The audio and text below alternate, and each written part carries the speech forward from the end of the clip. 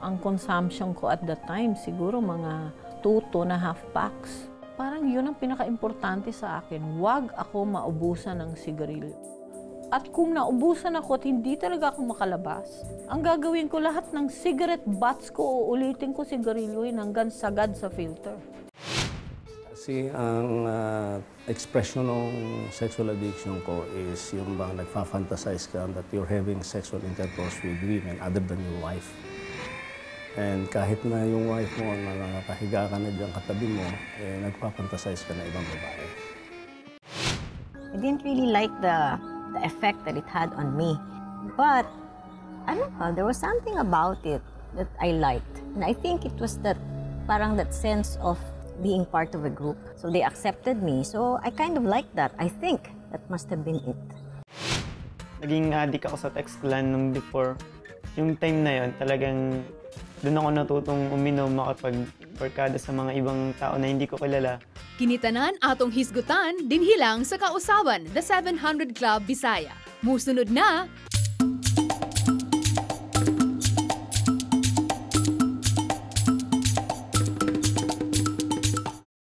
Sigarilyo, droga, alkoholismo at pagsusugal, mga bagay na sumisira sa katawan at espiritu ng isang tao. Perwisyong maituturing, ngunit bakit nga ba sinusubok pa ng ilan ang ganitong mga layaw ng katawan? Tulad na lang nila Grace, ang pamilya Samonte, Miriam at Franklin. Ito ang kanilang mga kwento.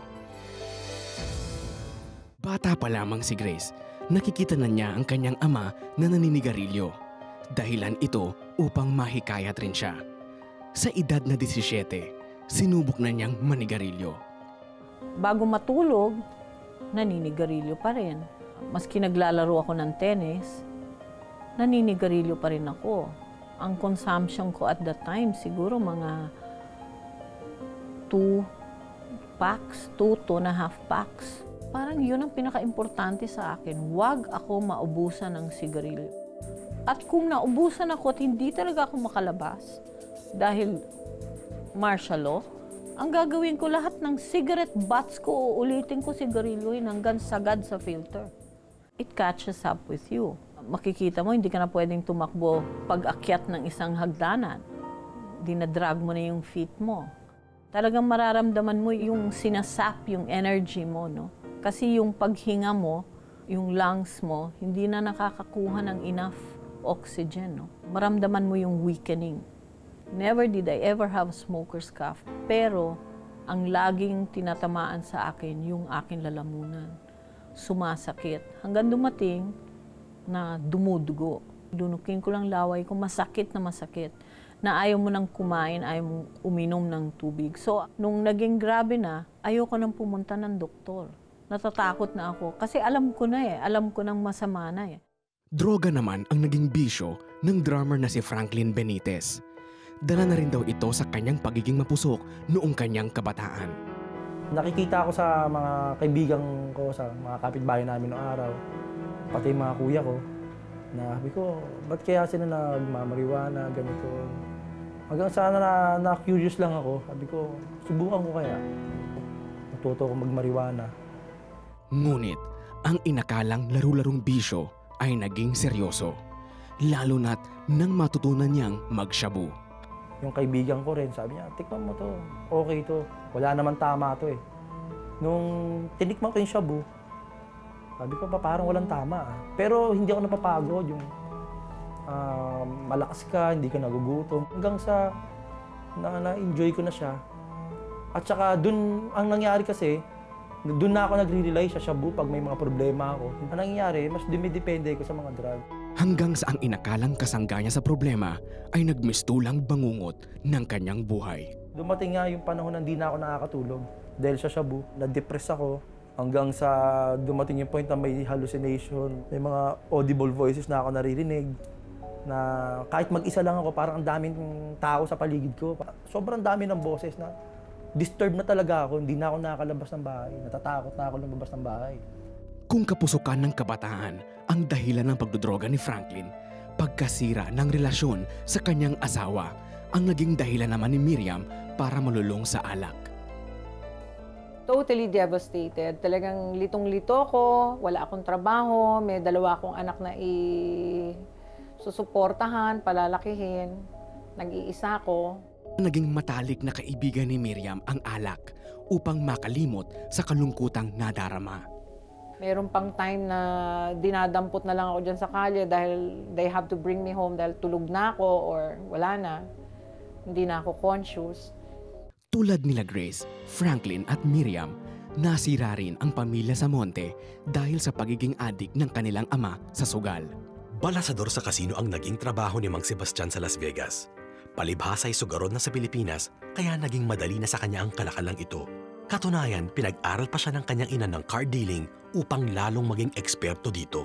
Ang hilig talaga niya sa baraha, yung sugal.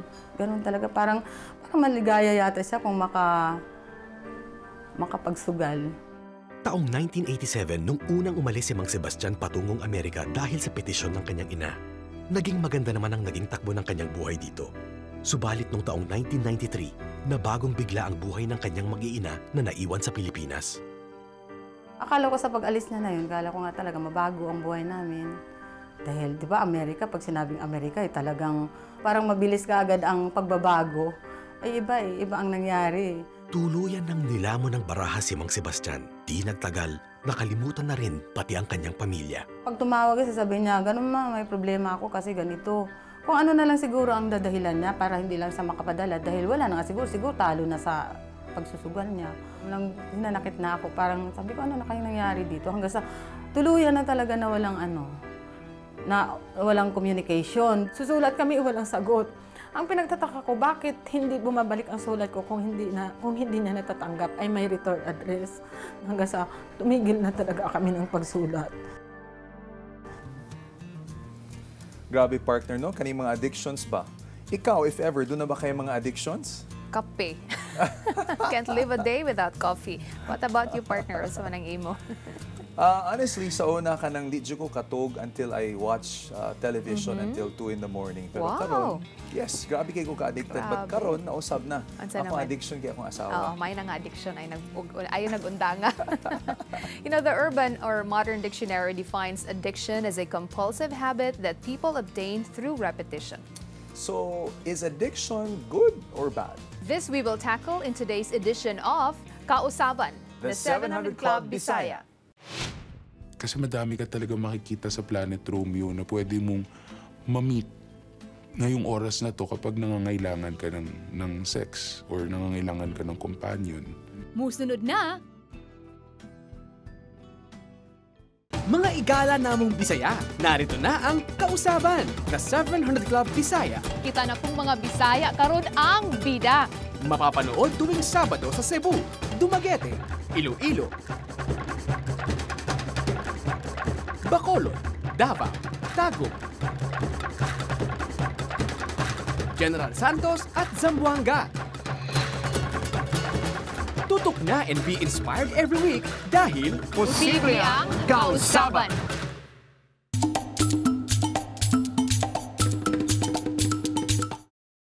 Ang pagbebenta ng laman sa pamamagitan ng internet o cybersex. Nakakalungkot isipin subalit para sa isang bansang Kristiyano tulad ng Pilipinas ay naging pugad na ito ng cybersex. Maraming mga musmos, kabataan at maging may edad ang nahuhumaling sa pagbebenta ng aliw at pakikipag-sex via internet sa Olongapo, Pampanga, Metro Manila at maging sa Cebu. Isa si Anton, hindi tunay na pangalan sa mga masugid na gumagawa nito. Pero madali ang pila sa internet. Pictures na nakatawan ko talagang dinisplay ko. And then after 3 days, may nag-feedback na pwede ba tayong mag-cam to cam. First, nag-uusap kami and then kaya yun na, nag-success na kami through cam to cam. Kahirapan sa buhay ang nagtulak kay Anton para pasukin ang cybersex. Maging kanyang mga magulang ay hinayaan na lamang siyang magpakalunod dito. Hindi ako madamot sa pera kasi kaya masyado akong makishare kapag anong meron ako. So wala lang option. 1 hour lang, 2 hours, yung effort mo, magkapera ka ng dollars. Talagang malaki ang naging kita ni Anton sa cybersex. Mostly mga foreigner from Europe, US. Kaya yun ang ko, mamasbenta ako sa mga country na yan. Bukod pa dito, mayroon din siyang tila mga sumeryoso sa kanya. Meron akong naka-relasyon from South England for almost 6 months yon. At saka pinuntahan talaga ako dito. Subalit dumating sa hantungan ang pagbebenta ni Anton ng laman nang napansin niyang tila sinumpa ang kanyang pamilya dahil sa pinagagawa niya. Yung papa ko na nagkasakit-sakit na, at saka yung pamangkin ko, ba't ganito, ba't ganon, baka ito na yung karma. Kung si Anton ay kita ang habol sa cybersex, iba naman ang pakay ni Alex dito, isang college student, 22 taong gulang. Naipakita sa kanya ang isang gay website kung saan namulat siya sa mundo ng online prostitution o tinatawag ding online booking. Kasi madami ka talaga makikita sa Planet Romeo na pwede mong ma-meet ngayong oras na to kapag nangangailangan ka ng sex or nangangailangan ka ng companion. Usually magtatanungan kayo niyan, ano ka ba, top, bottom, or versa? Pag sinabing top, ang ibig sabihin ng roleplay mo nun, ikaw yung male dun sa sex activity ninyo. Pag sinabi mong bottom ka, ikaw yung female dun sa sex activity ninyo. Ngayon, yung mga versa naman, ibig sabihin nun, okay kang maging top, okay kang maging bottom. 16 na taong gulang pa lang noon si Alex nang magsimula sa Planet Romeo at ngayong 6 na taon na ang nakalipas ay mas lalo siyang nahumaling dito. Gaano karami na ang nakasex ko? Hindi ko na mabilang, siguro nasa 300 plus na. One time meron akong siguro 1 week, 3, 4 ang pinapupunta ko sa bahay kasi I live alone eh. Pupunta sila sa bahay, mamimili ka na lang or kung minsan lahat sila magugustuhan mo, gagawin mo sa kanilang lahat. Nakakagulat isipin na sa dami ng nakasama ni Alex sa kama, ni isa dito ay walang palitan ng bayad ang naganap. Parang naturalesa ng isang lalaki yun. Even kami, gay kami, nandun pa rin sa system namin yung machismo system na every time gusto namin may makakasex, every time gusto namin may mahuhook up or makikilala, then mauuwi sa sex. Sa kabila ng hilig sa pakikipagtalik sa kapwa lalaki, nag-iingat pa din si Alex laban sa mga sexually transmitted disease. Alam ko talaga kung paano ako makakaiwas kasi hindi ko mapigil yung sarili ko pagdating sa pakikipag-sex eh. Makikipag-sex ka man, sisiguraduhin mo na wala kang open wounds kasi gumagawa kami ng oral activity. So yung mga ganong bagay, dun po ako nagkakaroon ng kahit papano 80% na kasiguraduhan na ligtas yung ginagawa ko. Tila ang pakikipagtalik na ang naging mundo ni Alex. Subalit sa paglipas ng mga taon ay nanghinawa na rin si Alex. Si Anton at si Alex ay ilan lamang sa mga lumalaking bilang ng mga Pilipinong nahuhumaling sa cybersex. Si Anton, nang dahil sa tila sumpang nangyari sa pamilya, ay tinalikuran ang masamang bisyo. Dati ang laki ng kinikita ko pero parang hangin lang yung pera ba? Ganito pala kagaling si Lord. Kahit kunti yung kinikita mo, enough naman siya para sa iyo. Si Alex naman ay nagigising na rin sa katotohanang walang mabuting idudulot ang cybersex. Ngayon ay nagsusumikap si Alex para makagraduate sa susunod na taon. Magkaibang bagay pala talaga yun na kahit masaya ka, masaya yung katabi mo sa kama, at the end of the activity, maiiwan ka pa rin mag-isa. Maiiwan kang mag-isa at wala, hindi naman sila magtatagal eh. Family mo pa rin yung kasama mo, yung magiging kapiling mo. You know what, partner? I know particular person nga he is really addicted to online sex, no? And then I asked him kung unsa magyud, like unsa may feeling niya. Naa siya awareness that it's wrong, but somehow murag maglisod siya og pugong. Kay murag naa inana ka strong ba ang urge, ang desire nga makipag-sex. So in as much as he wants to get away from it, murag he's too weak to say no. But now this person had this realization that only God can really bring transformation in his life. And so what he did was iyang gibiyaan na nga trabaho. Completely. And then ning pursue siya og lain career nga natural pud niya. And right now he is still having struggles, but dili na gid ingon sa una nga totally addicted nga wala na gid siya control sa iyang kaugalingon. Yeah. And I believe that it is because he had submitted himself to God, no, that gave him the strength to really say no to this type of addiction. I think people who are addicted to something are addicted because they want a certain need in their lives to be filled. And ang na-discover nila, ang ilang na-discover partner kay bisan kana mo ilang addiction, dili man gihapon siya maka-fill sa gap or sa void that is found deep in their hearts. And the only person who can satisfy us is really the designer of our lives, and that's God Himself. So kung ma-realize lang gid sa mga tao ba that these are all temporary things, but with a life in the Lord, your addictions will change. It will bring what we call transformations. Yan ang kinabuhi. That's right. And in my own personal experience, partner, I used to have this addiction with relationships. Murag akong mabation ba nga if I am in a relationship, I have this sense of completeness. Yes. But then pag nakita na ako nga murag dili mo work ang relationship, mulakaw na sad ko sa ngita na sa guglain, and then thinking nga, uy, mo na siguro ni.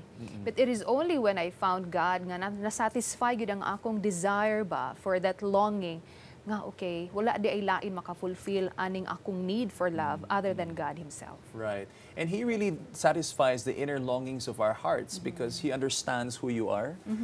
There's a design in our lives, and it's important for us to find that true fulfillment in Him.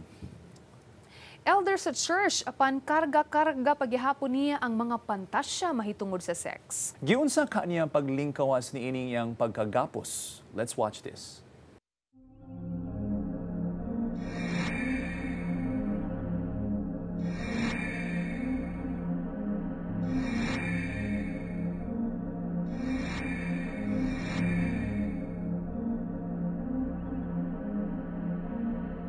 Ako si Hermelando Bausa, Hermie for short.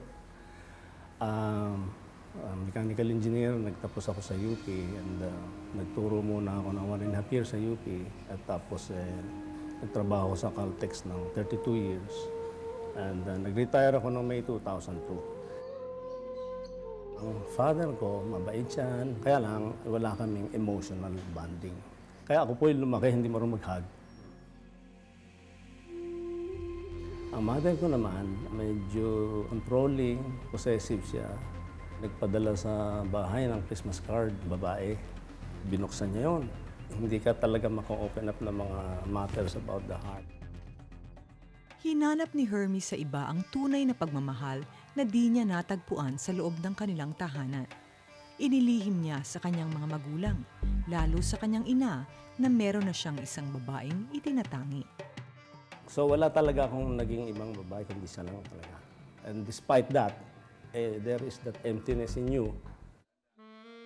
Nagsimula nga sa isang pakiramdam na may pagkukulang na di mapunan, hanggang sa di na maipaliwanag ni Hermie ang pakikipaglaro sa kanyang imahinasyon tuwing nakakita siya ng kaakit-akit na larawan, hanggang sa matuklasan niyang sexual addiction ang taguri sa kanyang nararanasan.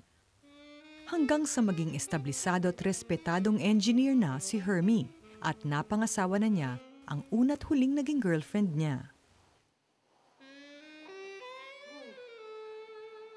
Kasi ang expression ng sexual addiction ko is yung bang nagfa-fantasize ka that you're having sexual intercourse with women other than your wife. And kahit na yung wife mo na nakahiga ka na dyan katabi mo, nagpa-fantasize ka na ibang babae. Alam mo kasi yung addiction, kahit na mag-asawa ka, you will still fall for that Kasi yun na yung naging ano mo Kasi ang sexual addiction is the same chemical dun sa brain mo that takes place like drug. Meron the withdrawal symptom, ganun yun Kasabay nito, unti-unti pang naging mababa ang tingin ni Hermie sa kanyang asawa at sa tuwin ay minamaliit niya ang kakayahan nito. Tila di sinasadyang paghihiganti sa lahat ng sinapit niya sa piling ng kanyang mahigpit na ina. Lumabas ito sa relasyon ko sa misis ko eh. I was treating my wife na parang somebody lower dahil sa wounding ko sa nanay ko. Yung ding mga anak ko, 2 babae, nararamdaman din nila yung trato sa kanila na para bang mas mababa yung female gender. Ang tratong yun ni Hermie sa kanyang mga anak ay ang siya namang naging trato sa kanya ng kanyang ama na pera lamang ang tanging ekspresyon ng pagmamahal dahil yun din lamang ang alam niya at kaya niyang ibigay. Kung kaya naman subsub si Hermie sa trabaho para patuloy na mabigyan ng marangyang buhay ang kanyang mag-iina habang patuloy ding nananariwa ang sugat ng kahapong hindi niya matakas-takasan. I tried to look for my significance sa trabaho, sa career. Parang you have a hole in your soul. You need to feel it. You want something pleasurable to kill the pain. Nase-sexualize tuloy yung need mo na hindi mo nakuha for affectionate love, affectionate touch. Eroticize yun. Parang tuloy naging sex is the love that you were looking for. Isa-isang napariwara ang mga anak ni Hermie, bunga ng di niya sinasadyang kapabayaan. Yun ang nag-resulta. And in fact, yung aking younger na si Janelle, masyado siyang nasaktan kasi. At the same time, si Hazel, dahil panganay siya, kulang sa affection and love expression na hindi siya makarelate. Subalit walang ibang kinapitan ng asawa ni Hermie kundi ang kabutihan ng Diyos, kasabay ang pagkakakilala niya kay Jesus bilang Panginoon at tagapagligtas. Hindi siya tumigil sa pananalangin na naway magbago si Hermie ng trato sa kanilang mag-iina at di tuluyang mapariwara ang kanilang mga anak. So in that way, I had wounded my 2 daughters with abandonment na walang touch. And they also grew up relationally, emotionally, sexually broken. 1974 nga, nag-accept na kay Christ as your Savior. Naging elder pa nga ako, and as an elder, nagagamit nga ako mag-preach. And sometimes I will preach about sexual purity. And you know it's wrong, but you will fall into fantasizing. Nagpatuloy pa rin si Hermie sa alam niyang mali na nakasanayan habang pilit niya itong pinaglalabanan. Kinumpes ko sa misis ko yun na nagpapantasize ako for the last 20 years. And then, devastated siya. Musunod na! Maayong balita, open na ang among counseling center sa Jansan. Ang atong mga Visayan counselors andam ng moalagad og mga muyo kaninyo. Tawag na sa numero 083-552-1356, 083-552-1358. O mag-text sa among smart number 0947-606-8060, Globe number 0915-225-3234, 0923-454-1662. Prayer request man kini o praise report, andam permi maminaw kaninyo, busa tawag na. Una pa napakaon sa Operation Blessing ang 5,500 kapin nga tawo biktima og bagyong Frank sa Aklan o nakadawat og maanindot na paghiyom gikan kangkoni ang mga bata sa lagyo na barangay sa Davao. Una pa miagos ang limpyo nga tubig sa puso ngadto sa mga Dumaga tribe sa Montalban. O gitugyan sa atong mga kaigsuunan ang ilahang kinabuhi kay Jesus. Ay hapa madad-an ang bisan kinsa. Ikaw na among taga-suporta at miyembro sa 700 Club, dalit namo ang matud-anon pagpasalamat sa tanan nga kaigsuunang inyong natabangan. Kung dili pa ka miyembro sa 700 Club, tawag na og apil sa pangalagad sa Ginoo sa atong nasod, arong ipadayag ang iyang gugma sa tanan. Isip usa ka miyembro, makaalagad ug makapakaong ka sa mga kaigsuunang biktima sa bagyo. Gira, matabangan nimo ang mas nanginahanglan. Ug maisangyaw pa nimo ang gugma ni Jesus sa tanang nangawad-an ug paglaom.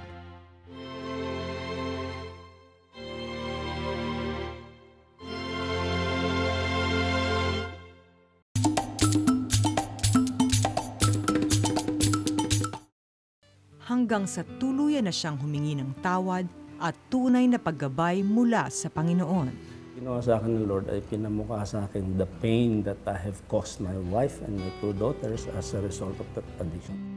Sa kagustuhan ni Hermie na makamit ang tunay na pagpapatawad at kalayaan mula sa Diyos, ipinasya niyang ipagtapat sa kanyang kabiyak ang matagal na niyang inililihim na siya'y isang sex addict na kahit siya na ang kasiping, ibang babae pa rin ang nasa isip ni Hermie.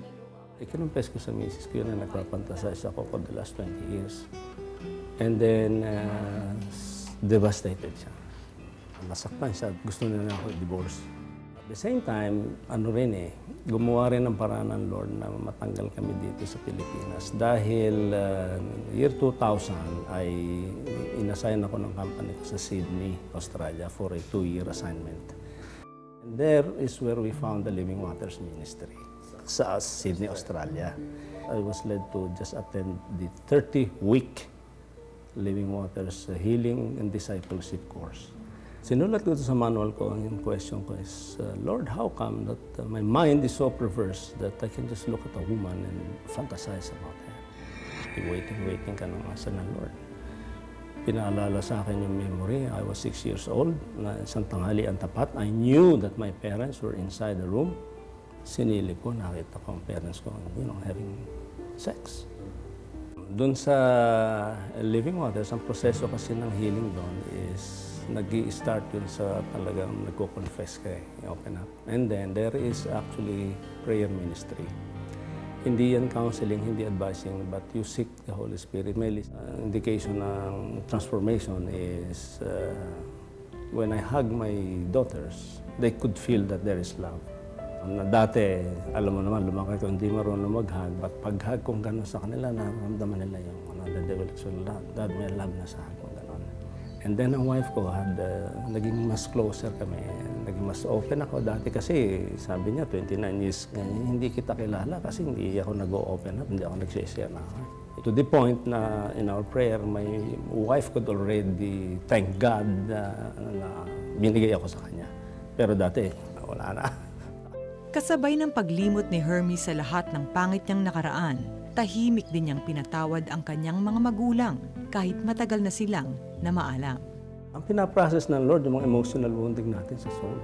In May 2002, nung bumalik na kami rito, nag-retire na ako and I'm now fully involved sa Living Waters and part na kami ng Living Waters Philippines. So doon ko nakikita na once you receive the love of the Father, you have something to give.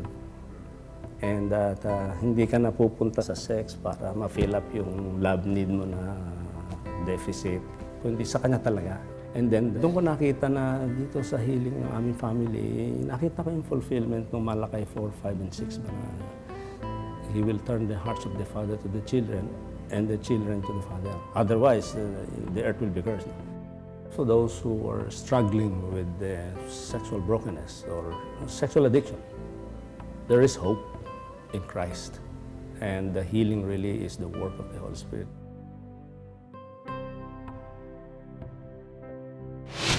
I didn't really like the effect that it had on me. But, I don't know, there was something about it that I liked. And I think it was that sense of being part of a group. So they accepted me. So I kind of liked that. I think that must have been it. Musunod na! Hay, ang buhay, paikot-ikot lamang. Minsan sa itaas, minsan sa ibaba. Minsan o madalas, walang-wala talaga. Buti na lang, may kaibigang makakausap. Kahit malayo ka man, pwede mo kaming tawagan. 1-800-1888-8700. We're here for you, 24/7. Mahigit kumulang 900 pamilya ang nawalan ng tirahan sa Sarangani dala ng flash flood na nanalanta sa kanilang lugar. Kailangan nila ng ating tulong. Maaari niyong ipaabot ang inyong tulong sa pamamagitan ng Operation Blessing. Pwede ninyong ideposito ang inyong donasyon sa bangko. O ipadala sa pamamagitan ng ML Kwarta Padala. Para sa karagdagang impormasyon, tumawag sa aming mga hotlines o mag-log on sa www.obphil.com. Maraming salamat po.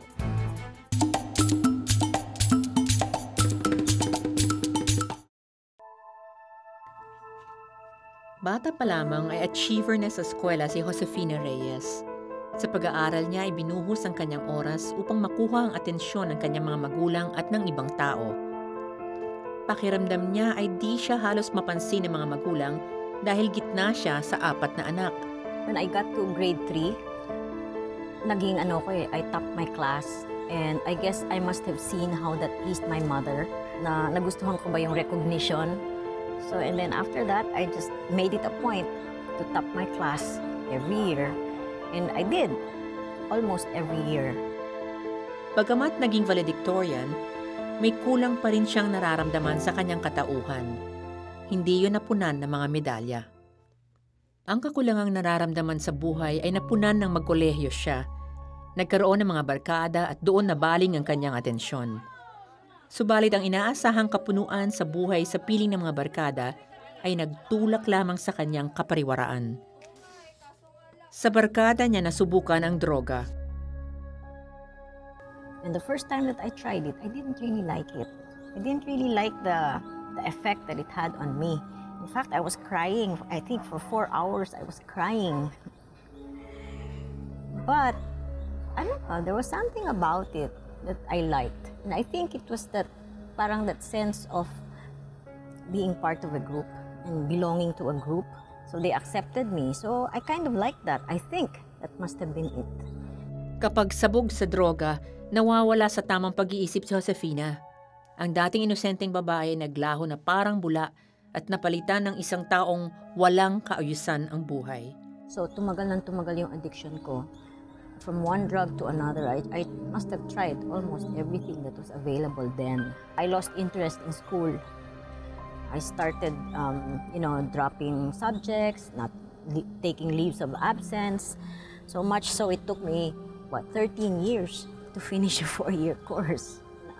Yun yung na-affect yung relationship ko with my parents. Because like I said, diba, my parents were they were very proper. They were very moral sila. So when I would not come home on time, like come home in the morning, na-alarm sila. I think I came home in the morning, coming from my cousin's house. We had been up the whole night using drugs. Of course, when I came in, my mother was hysterical. She was so angry, and she told me to leave the house. And I felt so bad. In my heart, I was thinking, this is one thing you're going to be sorry for. Dahil dito, nagpasyang mag-asawa na lamang si Josefina. Subalit tumagal lamang yon ng 10 buwan. Sumunod yon ay nakipagrelasyon siya sa 2 pang ibang lalaking lulundin sa droga. Nagkaroon siya ng 3 anak mula sa 2 relasyon ng mga ito. Sa ganitong sitwasyon, lubog sa droga at nasa maling relasyon, nagkaroon ng pangitain si Josefina. Habang nakatingin sa isang larawang simbolo ni Jesus, tila nabuhay at nangusap sa kanyang Diyos. For a long time, I was not sure. Ano ba yun? Hallucination ba yun? Gayunpaman, naging dahilan yon upang mapagtanto ang mga maling ginawa. I was willing. I was willing to do whatever I could to overcome my addiction, and I was. I went through a drug rehabilitation experience that took all of 25 months. Here in one of our government rehabs, and then followed up by another program in New York, in the US. Habang nasa rehab, nakatanggap si Josefina ng suporta sa mga magulang. Sila din na nag-alaga sa kanyang mga anak habang siya ay wala. Doon niya naramdaman ang kanilang pagpapatawad at pagmamahal. Samantala, sumuko sa laban ng kanyang dating ka-live-in at naging alcoholic. Hanggang sa nagkasakit ito at binawian ng buhay dahil sa alak. Si Dodo naman ay tuluyang nakalaya sa sumpa ng adiksyon sa tulong ng Panginoong Hesus. At bilang pasasalamat sa ginawa ng Diyos sa kanyang buhay, tuluyan niyang ibinuhos ang kanyang panahon sa pagtulong sa mga dating adik na nais magbagong buhay dito sa Penuel House. Ang Penuel House ay isang Christian recovery center para sa mga lalaking may problema sa iba't ibang klaseng adiksyon. Dito nagagamit ni Josefina ang kanyang kursong psychology, ang karanasan niya sa addiction sa droga, at ang training niya sa drug rehabilitation. Higit sa lahat, naibabahagi niya ang nararanasan niyang pagmamahal ni Jesus habang naglilingkod siya sa Diyos. Sa kanyang pagbabalik tanaw, napagtanto ni Dodo na kailanman ay hindi siya iniwan ng Diyos. I felt like God was there. He has known me all this time. He was just there, just waiting for me to turn to Him. Alam mo yun? Iba hindi ko mako-compare dun sa whatever good feelings I got from being valedictorian or from having a relationship. Nothing compared to that, I believe. I don't know how to thank the Lord enough for all the things that He has done for me. And I just really want to spend my life thanking Him and doing what I can to make Him known to people that I can reach, like maybe drug dependents and women. And my prayer has been that for some time now, that my life will just be one long, unending song of praise and thanksgiving to the one who has done so amazingly much for me. You know what, partner? I came across a book. Ang title niya is Made to Crave. Sa Binisaya pa, gi-design ta nga mangala. No? And then, I haven't really read the book. Pero karon lang na ako na-remember that I really have to read it because I think it is really God who placed that desire in our hearts to crave for something. And that something is not material things, not people, not any vices, but we are made to crave for God. And then kung kita, dili na ma-fulfill ang atong craving by God Himself, adto na nato pangitaon sa lain butang, no? And then, ang nakaapan ra ba is when we are addicted to negative things like bisyo, droga, uban pa ng mga activities. Ang epekto gina sa atong kinabuhi is negatibo sad gyud. But what's so amazing is that when we are addicted to God, you know, we respond to His calling that, hey, ako ang nagbutang ana nga craving sa imong kasing-kasing and I am the only one na makasatisfy nimo. And then when that happens, everything will just fall right into place. And I'm sure, partner, daghan kig nananaw nato karon nga mga televiewers nga makarelate sila ani siguro dili bingo addiction ang ilahang gi-go through, possibly dili drug addiction, dili man addiction sa internet or whatever, but I'm sure nga probably some of you are going through addiction about relationships. Murag I've seen a lot of women, manggid partner in particular nga, when they talk about happiness, they always connect it to relationships or men. Murag for them, kung wala sila karelasyon, Dili sila malipay. Dili sila mobati nga kumpleto sila. But actually, they're complete if they have a relationship with the Lord. Yes, that's what the Bible says, partner, nga in Colossians, that you are made complete in Christ. It is only in Christ Jesus that you will experience that sense of being complete. And I've experienced that for myself, like what I've mentioned a while back. Maybe there are cravings in your life right now that has turned into an addiction, and dili na bitaw ka ikyas din ha sa imong mga cravings, and you have fallen deep into sin. Pero maayo ka itong Ginoo because He is able to break the addiction. He is the addiction breaker of our lives. I myself, I've had addictions. Ivy has confessed that she has addictions, but God did something in our lives. Siguro niabot na mo punto sa iyong kinabuhi nga gikapoy na gid mo because walay satisfaction, walay joy, walay sense of fulfillment. And right now you're looking for a new direction and a new season, and more importantly, nangita jud kag mas maayo nga craving. And let me tell you that the greatest craving of all is the craving that was deposited in your heart for the longest time, and that is to have a relationship with Jesus. And so we would like to invite you in this time of prayer to receive God, to crave more for Him, so that He would be the one to satisfy the hunger and the inner longings of your life, to break away the spell of addiction, and to have a life of transformation. Would you pray with us today? Father, in the name of Jesus, I come to you. And Lord, akong gi-admit, Lord God, na daghan kikog mga addiction sa akong kinabuhi, Lord. There has been addictions towards sex, mga droga, alcoholism, O God, smoking and other vices in my life. Unya, na-realize, Lord, nako na bisan magpadayon ko sa akong ginabuhat, Lord, walay kalipayon, Lord God. Walay kalipay, there is no success, there is no fulfillment.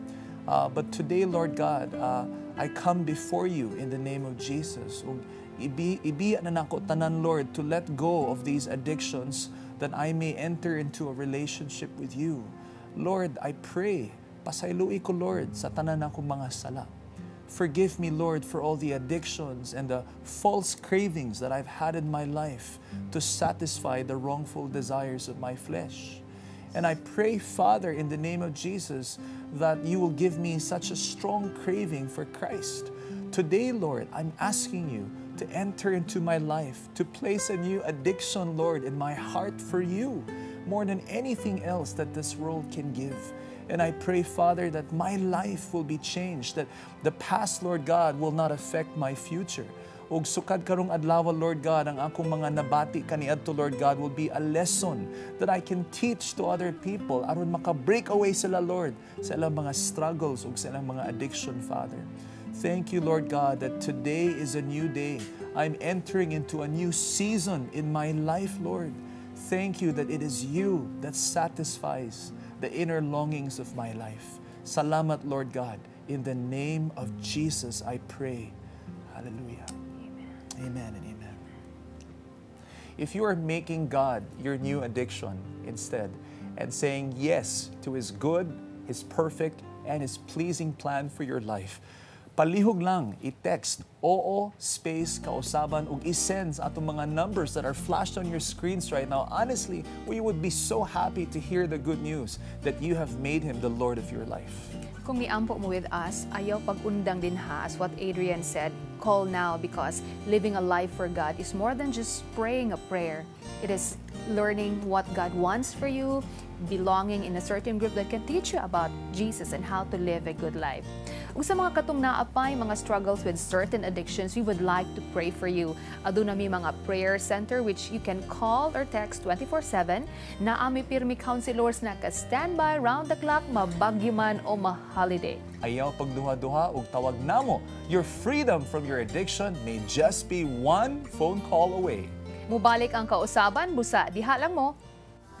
Kung nidungan kamo sa among pag-ampo ug inyong gidawat si Jesus na Ginoo ug manunubos sa inyong kinabuhi, balitai kami. Mag-text oo space kausaban ug isend sa among smart number 0947-606-8060, Globe number 0915-225-3234 ug sa Sun number 0923-428-2915. Daghang mga tentasyon nga umaabot diri sa labi nas mga batanon, susama sa barkada, peer pressure, sa paghilabot sa mga drogas, pagbugoy-bugoy, uyab-uyab ug sa uban pa. Mo ni ang mga problema nga ginatubang labi nas mga kabatanunan. Now how can we be victorious? Musunod na Matag minuto, daghanang nangahitabo. May mga nawat-an ug paghilom, na ay mga nagsakit, mga naputos sa utang, mga samdamog kasing-kasing, ang uban na hintupawak sa kadautan, ug daghanang nanginahanglanog kastorya.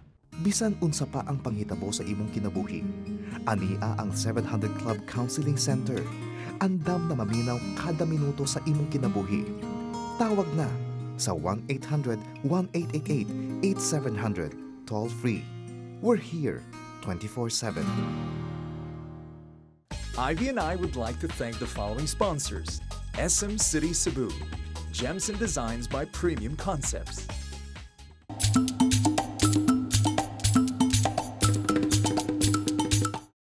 Aside from our landline, Kausaban is very much accessible in the World Wide Web. Palihog lang og bisita sa among Facebook and look for Kausaban, the 700 Club Bisaya. Pwede sad mo send sa inyong mga mensahe sa info@cbnasia.org. Sometimes we get into vices nga mahimo og addiction tungod sa barkada o ginatawag natog bad company. Here's a youth pastor from Cebu who will advise us, especially the young generation, on how to withstand something called peer pressure. Maayong adlaw sa inyong tanan. Sa makausapa atong pag-iiskutan ang lain na sab nga topic nga it's very relevant, kini importante kaayo sa kinabuhi, labi na sa atong mga batanon. Atong pag-isgutan is victory over temptations. Unsaon nga kita makaangkon og kadaugan batok sa tentasyon. Dito sa 1 Peter chapter 5 verse 8, si Apostol Pedro nag-ingon, pag mata kamo og pagbantay kanunay, ang inyong kaaway nga maong yawa naglibot-libot susama sa leon nga nanguloob og nangita og iyang matukob. Sukol kamo kaniya, ingon nga kamo ligon sa inyong pagtuo. Sana hibalan ninyo nga ang sama ang mga pag-antos, kinahanglan gayud masinati ninyong tanan susama sa uban niini sa kalibutan. Adunay daghang mga tentasyon nga umaabot diri sa labi na mga batanon, susama sa barkada, peer pressure, sa paghilabot sa mga drogas, pagbugoy-bugoy, uyab-uyab o sa uban pa. Mo ni ang mga problema nga ginatubang labi na sa mga kabatanunan. Now, how can we be victorious? Kung saan nga kita mahimong madinaogon? Adun ako i-share tulo ka butang. Unang-una, know your enemy. Kinahanglan una-una atong ilhon kung kinsa ang atong kaaway. Dili mo na atong barkada, dili na atong kaaway sa klase, kung dili si Satanas lamang. We only have one enemy and that is Satan. Ingon sa Juan 10:10, ang kawatan mianhi aron sa pangawat, sa pagpatay o sa pagguba sa atong kinabuhi. Kinahanglan ato siyang mailhan. Ikaduha, atong ilhon unsa ang iyang mga pamaagi. Know his strategies. Unsa may mga butang nga iyang ginagamit aron kita mabuntog o mapildi. Ingon ni Apostle John in 1 John 2:15-16, kinahanglan maglikay kita sa mga butang sa kalibutan susama sa ang pangibog sa unod, pangibog sa mata ug ang garbo sa kinabuhi, the lust of the flesh, the lust of the eyes, and the pride of life. Mo ni mga butang nga ginagamit ni Satanas aron sa pagtintal ug sa paglinlang kanato. So ato ginang bantayan ang atong makita sa TV, mga salida, makita nat sa internet, ato ginang bantayan ang pamaagi sa kaaway. Tungod kay gusto niyang gupuon atong kinabuhi. Apan ingon ni Jesus, I have come that you may have life. So we need to know our enemy and know his strategies. And ikatulo, kinahanglan atong mailhan kung kinsa gayud kita di akang Kristo. We need to know our identity in Christ. Si Apostol Pedro nag-ingon nga, kinahanglan atong suklan ang kaaway, sukol gayud ug magmalig-on. Why? Tungod kay ang Dios nahimo nang madinaogon batok sa yawa. Pagkamatay niya sa krus sa Kalbaryo, iya nang gipalit ang atong kadaugan. Iya nang nabuntog ang kaaway. Human ang away igsuon, daog na ta diha kang Kristo. Busa kinahanglan atong mahibuan kung kinsa ta diha kaniya. Kung gusto nato nga kita mahimong madinaogon diha kang Kristo, di nato kalimtan. Unang-una, know your enemy. Dapat mailhon nato kingit sa atong kaaway. Ikaduha, ilhon nato ang iyang pamaagi. Know his strategies. O ikatulo, kinahanglan atong ilhon kung kinsa ta diha kang Kristo. Know who you are in Christ. Ikaw madinaogon na diha kang Kristo Jesus. Naging addict ako sa text clan nung before. Yung time na yon talagang doon ako natutong uminom, makapag-barkada sa mga ibang tao na hindi ko kilala. Musunod na,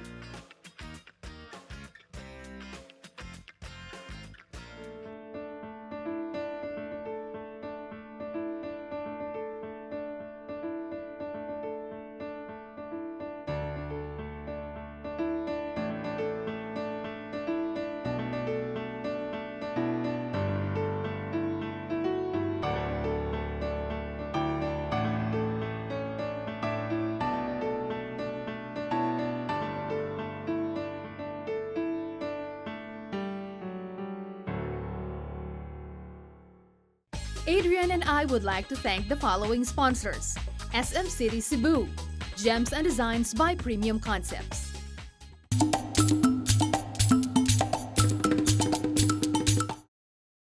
Kabataan, pag-asa ng bayan. Kasabihang iniwan ng ating bayaning si Dr. Jose Rizal. Subalit sa kasalukuyang henerasyon na napakabilis ng pagsulong ng teknolohiya, samot-saring kaalaman ang natututunan ng kabataan. Kaalamang lubhang nakakaapekto sa matuwid na landas tungo sa magandang kinabukasan. Si Jeremiah ay isang karaniwang kabataan na naghahangad makapagtapos ng pag-aaral. Sa murang kaisipan, Ang pagkakalantad sa mga text clan at computer games ay minsang nagnakaw ng kanyang pangarap. Naging addict ako sa text clan nung before, nung age ko na 14 years old. At yung time na yon talagang doon ako natutong uminom, makapag-barkada sa mga ibang tao na hindi ko kilala. Every minute, every second, nagte-text kahit kumakain. After ko mag-school, then yung mga natitira kong baon, may diretso agad ako sa computer shop para mag-games na. Kasabay sa pagkawala ng gana sa pag-aaral ay ang pagkakaroon ng di magandang relasyon sa kanyang magulang. Sinundo niya ako sa computer shop. Ilang oras na ako nung nakaupo dun sa computer shop. Siyempre bilang kabataan, gusto ko rin na masunod yung gusto ko rin. So sinuway ko siya. Dumating sa puntos na ayaw talaga siyang makinig. Na napaiyak nga ako kasi sabi ko, pinagpalit mo ako sa computer na yan. Dahil sa patuloy na di magandang ugali ni Jeremiah, hinikayat siya ng kanyang ina na sumama sa isang retreat sa kanilang simbahan. Last part po nung seminar na po na yun, pinag-pray po kami ni Pastor Chris and na-realize ko po yung mga wrong concept ko po na ginagawa ko po dati. Naramdaman ko na mali pala yung ginagawa ko at na may binigay sa akin na word si Lord na meron siyang plano sa akin na mas malaki pa dun sa gusto ko. So yun, dun ako nagsimulang ibigay sa kanya yung buhay ko that siya na yung kumilos sa buhay ko. Yon ang nagbukas ng pinto upang manumbalik ang minsang nawalang direksyon sa buhay ni Jeremiah. Addicted ako kay Lord na every time na lagi ako nasa church, every Sunday, every Saturday, then talaga nag-endes talaga ako lalo na sa music. Kung dati ay inuubos ni Jeremiah ang panahon sa pakikipag-eyeball, ngayon bonding time naman sa Panginoon ang hilig niyang gawin bilang isang musician. Nakita namin yung talagang naging commitment niya, lalo na sa area ng worship team. Marami siyang mga talento na kung saan nakita namin at naniniwala kami na sa patuloy niyang paglago sa Panginoon, madidevelop pa yung maraming mga giftings na binigay sa kanya ng Lord. Pag inuutusan siya, kung saan na lang silang kumikilos, malaki ang pasalamat ko sa Panginoon dahil ginamit yung EGR na yon upang siya ay lalong mapalalim pa sa kanyang spiritual. Kasunod na doon yung paano igagalang yung magulang. Ang naging desisyon ni Jeremiah na talikuran ng madilim na buhay ang naging bunga ng isang maliwanag na kinabukasang naghihintay para sa kanya. Mas maganda na magiging inang isang youth sa church kasi mas magagamit yung kabataan sa church. At mas malaki yung impact ng isang kabataan sa isang community kasi once na magpagamit kay Lord, talagang iba yung impact. Sayang kay partner, no? Kaya mga batanon karon kay addicted kayo sa mga computer games, mga 4, 5 ka-oras kuwang ng gihapon, sayang king allowance. Pero kung i-transfer lang nilang ilang mga abilidad o ilang mga talento into other things that are productive like music, photography, may ngani ba, mas na-fruit ang ilang ginabuhat and it can also contribute to the community, to their families, to their churches. Tunod na partner, no? So again, kana ang responsibility mo. Balik na natong mga ginikanan nga kinahanglan atong tan-awon kung unsa gining mga natural talents ug abilities sa atong mga anak. And I know it's not easy. Like for example, my daughter partner, she likes to sing. She started singing when she was 4. Pero kung dili gani nimo mahatagan og atensyon, dili nimo ma-nurture ba kung unsa to yang natural nga abilities, makita gyud nimo nga murag musimang gamay. Na so responsibilidad nato. Sometimes it would take investment, no? Yes. Para butang gyud nimo sila kung unsa tong dalan nga dapat nilang adtuan. Definitely. And for young people today, gamitang inyong mga energies for the right reason because compared to people who are ahead of us, mas grabe betag energy. So use it wisely, use it productively so that you can make a difference. And yet the Bible said, partner, nga remember God, serve God while you're in your youth. Ayan na nang gaugod-ugod na ka nga namuti na imong buhok, nga sakit na imong tuhod sa arthritis. No, you serve God while you're young, while you're active, and samtang baskog pata. That's right. Now, going back, partner, to your question at the beginning of the show, kung addiction ba is good or bad? Sa akong insight, ana, partner, after watching many stories kay kini, addiction can be comparable to idolatry. Bad ni siya definitely, but when it disrupts your life to the point nga ang Ginoo mabutang na lang sa sideline. Tinuod yun ang partner. That's a very good point. And going also back to katong imong definition about addiction, gi-mention nato nga compulsive habit ni siya, no? Meaning something imo na lang buhaton unconsciously or dili na nimo mapungan. You can't stop it anymore. In this case, partner, ang addiction, makumpara sad nato siya to something called slavery or bondage. Kay ulipo naman kaani imong mga bisyo like droga, computer games, online sex and all these things. You will do anything, even kill, just to have this type of addiction. That's true, partner. Unya, doon ako idugang kaning na people, they're called compulsive liars. They're addicted to lying. Di na sila makaibaw nga namagkak na day sila. So, mao partner nga, ang context ra gyud nga maayo ang addiction is when we're addicted to God. Siya atong nag-inusara nga idol, and if we are slaves to Christ, na to alcohol, video games, drugs, ug uban pa. Mao bitaw partner nga giingon dito sa 2 Peter chapter 2 verse 19 kay ang tao kuno ulipon man sa bisan unsa nga makabuntog kaniya. And in the New International Version, it reads, "For people are slaves to whatever has mastered them." And that wraps up our show for today. Kini si Ivy Liana. O kini si Adrian Ding saying, don't be mastered by sin and vices. Be mastered by God. And don't get high on drugs, but get high on the Lord. See you next week. Pinasok kami sa isang sako. Tapos tinapon kami sa dagat. Sinasabi ko sa sarili ko na, hintayin mo ako pag malaki na ako. Papatayin kita. 4 years akong tumira kasama sila. So we eat together, kung ano yung pagkain namin, share kami ng mga problems namin. And even financially, magsasacrifice ka rin kasi most ng mga allowances at mga sweldo mo, napupunta rin sa kanila pag may sakit, may gusto maghanap ng trabaho. Yung una pagpunta niya, binabaliwala namin, pinukutsa-kutsa pa namin, pinagtatawanan namin. Kung ano nga lipusta nga ginagawa namin para tumaboy lang siya. Hindi siya nagsawa sa pagdalaw. Prestige seeker ako noon eh. Nakita ko sa fraternity noon kapag ikaw ay kasali sa fraternity, medyo sikat ka. Saludo sa iyong mga tao.